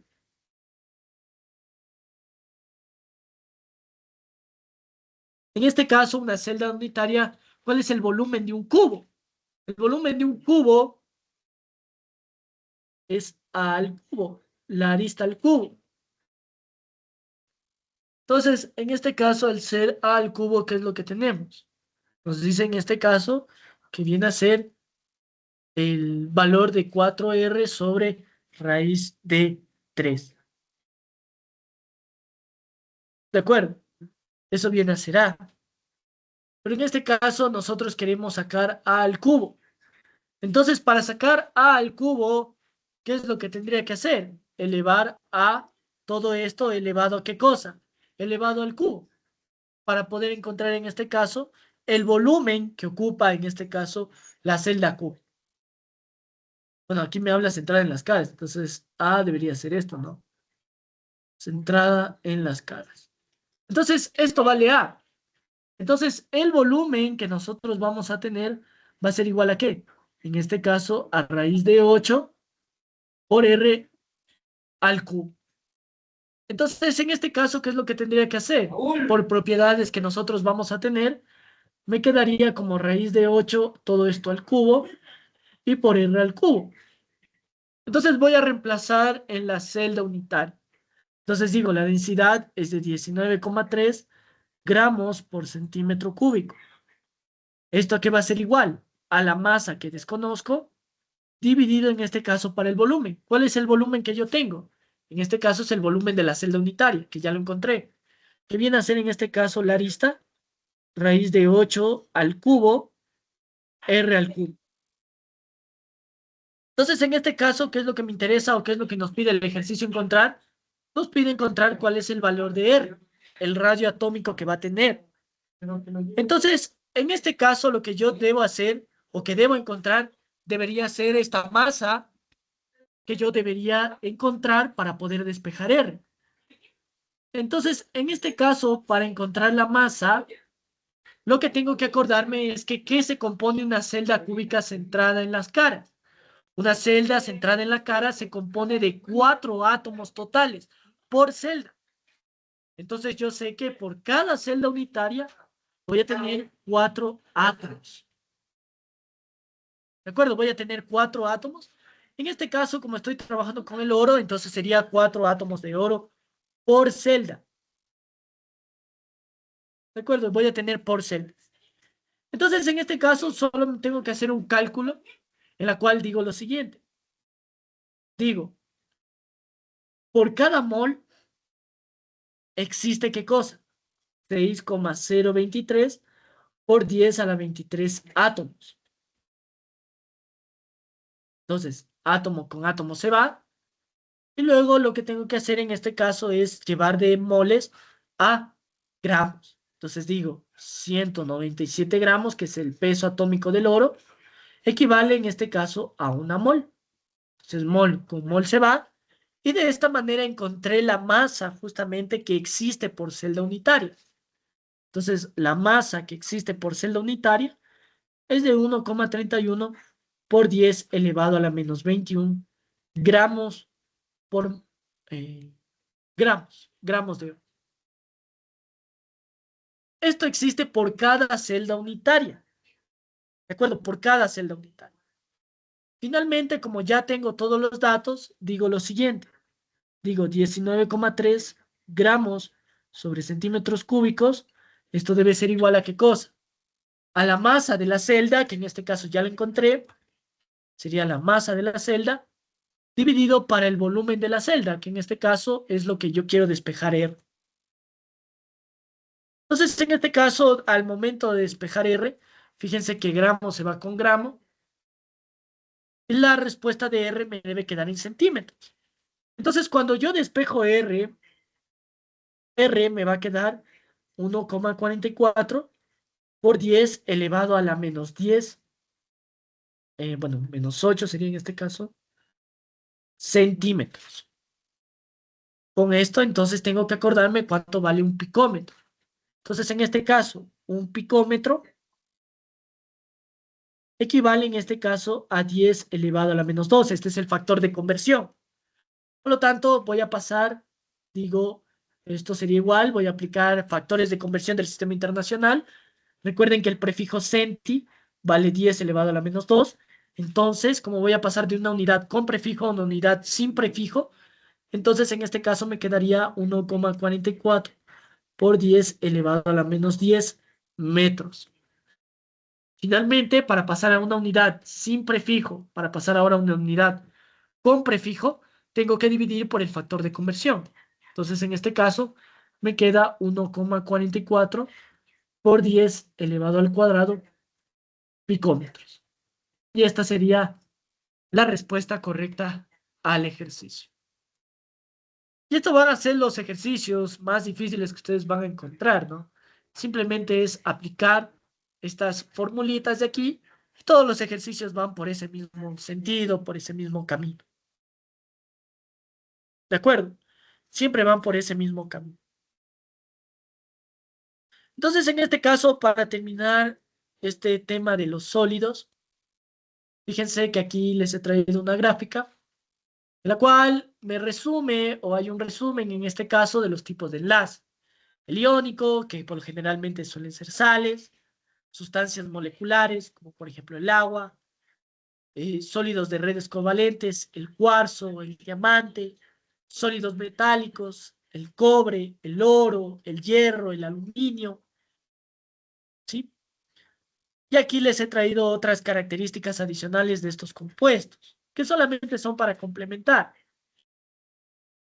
Por ejemplo, en este caso, estas propiedades que dice aquí, por ejemplo, cristales iónicos, nos habla de cuáles son las características, cuáles son las propiedades, que esto es lo que más me interesa que ustedes aprendan, que son duros, frágiles, elevados puntos de fusión y ebullición, eh, buenos conductores de calor, de la electricidad cuando se encuentran eh, en estado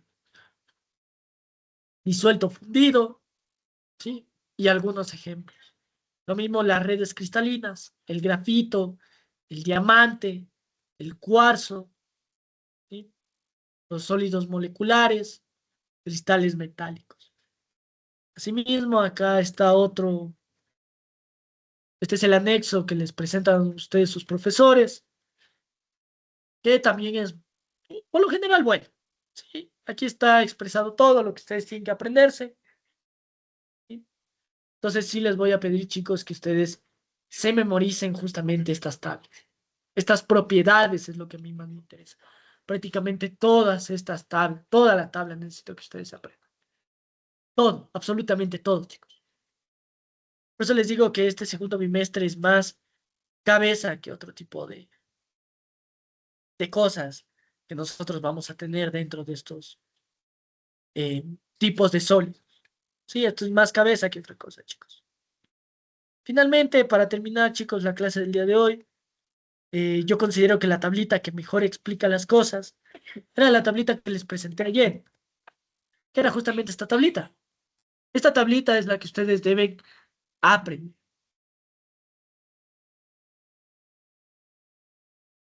Y esta tabla está súper bien resumida, nos habla de qué es lo que tienen, estas dos tablas, mejor dicho. Estas dos tablas considero que son eh, muy buenas en este caso para que ustedes estudien. Entonces, mi recomendación, apréndanse, chicos, estas dos tablas. Sí, no es difícil aprenderse esto. Sí, no es difícil.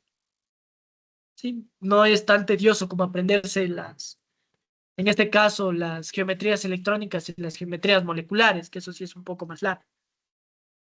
Entonces, chicos, con base en esto, ya podemos entonces resolver la pregunta que queda pendiente, que era justamente de esta prueba que estábamos resolviendo. Entonces, en este caso, la pregunta dice así. ¿Qué es lo que dice? Dice lo siguiente.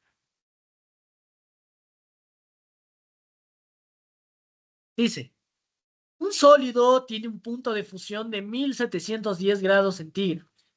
Es soluble en agua. Es soluble en agua. Es decir, es soluble en solventes polares. Fíjense que es de 1710 grados centígrados. Son puntos de fusión y ebullición altos. Dicen, no conduce la corriente eléctrica en estado sólido. ¿Cuál es el tipo de sólido cristalino? Entonces, fíjense, les da todas las características y miren lo que nos dice la tabla. En este caso, el tipo de compuesto iónico nos dice que tiene altos puntos de fusión y ebullición por encima de los 600. Fíjense que tenemos 1710, primero. Segundo, nos habla de la solubilidad, solubles en agua, solubles en agua. Entonces, en este caso, me habla del compuesto iónico y finalmente me dice que no puede conducir la corriente eléctrica en estado sólido. Entonces, fíjense, solo puede conducir la corriente en estado disuelto o fundido, pero no cuando están en estado sólido, no pueden conducir la corriente eléctrica. Entonces, todas estas propiedades, ¿a qué hace referencia? Todas estas propiedades hacen referencia, en este caso, al compuesto iónico. No hay dónde perderse. ¿De acuerdo? No hay dónde perderse. Justificación, estas características forman un sólido iónico. Es un sólido iónico. ¿De acuerdo? Es un sólido iónico. ¿Ya? Vamos haciendo el siguiente ejercicio.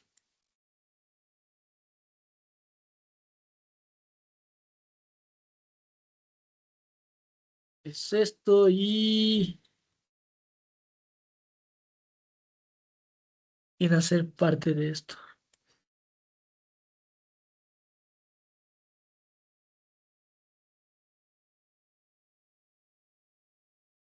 ¿Qué es lo que nos dice este ejercicio? Leamos. Dice, considere las siguientes propiedades de los sólidos cristalinos. Relacione cada propiedad con todos los compuestos que posean. Cada compuesto debe tener relación con más de una propiedad. Entonces, fíjense, esto es simplemente propiedades de los sólidos. Como les he dicho, es aprenderse esta tabla, que para mí en lo personal es eh, muy buena. Muy buena es esta. ¿Ya? Entonces, leamos lo que nos dice. Las partículas se mantienen juntos por enlaces covalentes. Entonces, fíjense, ¿cuál será? ¿Iónico, sólido, molecular o red covalente? Entonces, en este caso me habla de que se mantienen juntos por enlaces covalentes. Entonces, tengo que ver qué tipo de enlace está presente. Entonces, fuerzas presentes, me habla en este caso que está presente por enlace covalente. Me habla del enlace covalente. Listo, entonces en este caso yo ya sé cuál sería. Me habla, las partículas se mantienen por enlaces covalentes, hace referencia a un sólido de red covalente. ¿Quiénes forman redes covalentes? Carbono, el cuarzo, en este caso el carburundo, tenemos el grafito, ¿de acuerdo? Entonces en este caso, ¿cuál debería ser? Busquemos entonces, ¿qué es lo que tenemos aquí? Me habla por enlaces de tipo covalente, que también puede estar formado por este tipo de compuestos. Entonces, en este caso, veamos si tenemos primeramente ese tipo de compuestos. Si tenemos, miren, aquí está, SiO2. Entonces, en este caso, ¿qué es lo que tendríamos? Tendríamos al cuarzo, entonces aquí la respuesta correcta debería ser literal A, es uno de esos. ¿Ya? Me dice, buen conductor de la electricidad en estado sólido. Ya sabemos en este caso que esto es metálico. ¿Sí? Es el enlace metálico que viene a ser ¿cuál? El oro, no hay más, sería el B. Puntos de fusión elevado, puntos de fusión elevado. ¿Quién caracteriza los puntos de fusión elevado? Es el iónico. Entonces toca buscar un compuesto iónico, KI. Entonces en este caso, puntos de fusión elevado, literal C. Pero fíjense que también tiene otros, ¿no?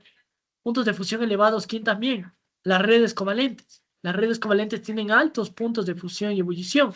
Entonces, en este caso, la red, los puntos de fusión elevado también sería para compuestos de tipo covalentes. En este caso, también debería ser para el silicio. Aquí también la respuesta correcta es el C. Luego me dice átomos en los puntos reticulares. Toca ver quiénes están formados por, en este caso, por átomos. ¿Quiénes lo forman átomos? Las redes covalentes. Entonces, en este caso, covalente también debería ser el literal de aquí. Moléculas en los puntos reticulares son los sólidos moleculares. Entonces, ¿qué sólidos moleculares tenemos nosotros? Eso tendríamos que buscarle aquí. Moleculares, tenemos en este caso el NH3, sería un molecular. Eh, ¿Cuál más es molecular? El agua. El agua es molecular, aquí está mal, ¿no? Le pone covalente. No puede ser covalente el agua. El, el agua es de tipo molecular. Molecular es el agua. Incluso aquí mismo me da un ejemplo, mira, de sólido molecular es el agua. Entonces aquí está mal, esto estaría mal, no puede ser covalente. El agua en este caso es molecular. El oro viene a ser un sólido metálico, NH3, está formado por un compuesto de tipo molecular, SiO2, este sí es un compuesto de tipo covalente, Ki es un compuesto de tipo iónico, y finalmente Cu, este es metálico. Entonces ya solamente es ir relacionando las propiedades. Por ejemplo, las partículas se mantienen juntos por enlaces covalentes. Entonces, en este caso, vendría a ser ¿qué cosa? Los que tengan covalentes. Entonces, en este caso sería aquí el A, así como ya habíamos visto. Ahora, puede ser que sí, ¿no? Se mantengan, en este caso, por enlaces covalentes también estos, ¿no? Este tipo de compuestos. Pero por lo general, entre los sólidos, podríamos decirle, entre las celdas cúbicas, se mantienen más por fuerzas intermoleculares, como lo dice aquí, ¿no? Más es por fuerzas intermoleculares, como también lo habíamos visto en otros casos de acá arriba. Fíjense, el uno está dado por fuerzas intermoleculares y el otro sí les mantiene unido por enlace covalente. Entonces yo no le pondría tanto, pero como les digo, ya depende también del profesor que les califique. Hay algunos profesores que se basan en este anexo. Entonces, claro, no, el enlace interno en este caso es el covalente. Entonces, en este caso, las partículas se mantienen juntos por enlaces covalentes. Yo más le pondría, ¿por qué me habla de partículas? No me habla de los elementos. Yo le pondría más bien como covalente, no le pondría como molecular. ¿De acuerdo? Todo le pone. Luego dice buen conductor de la electricidad en estado sólido.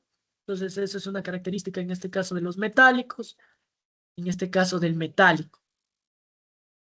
Dice átomos en los puntos reticulares. Entonces tengo que ver quiénes tienen átomos. Son las redes covalentes. Entonces en este caso, donde tenga covalentes, están constituidos en este caso, por átomos. Entonces aquí sería literal D también la respuesta correcta.